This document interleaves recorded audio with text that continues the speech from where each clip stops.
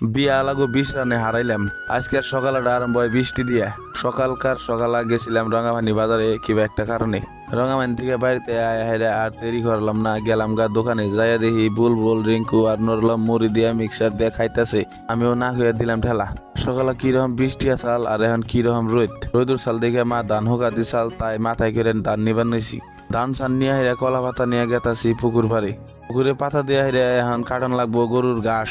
কাছি হাতে করে নিয়ে আইছিলাম, তাই একবার ঘাস কাটে সেরা বেড়া করে হালাইলাম। ঘাস কাটতাছি আর ভাবতাছি এখন যদি একটা বউ থাকতো তাইলে কি আর আমার ঘাস কাটানো লাগতো। ঘাস কাটা শেষ, তাই বোঝা কান্দে করে নিয়ে আই বললাম বাড়িতে হেরে দেরি না করে বোঝাটা নামে গেলাম গা বিস্কুট খাইতে খেতে একটু বাইরে স্টেডিয়ামে ক্রিকেট খেলাবার। যাই দেখি বিয়ালা আর বিয়া সারাটি লাগছে।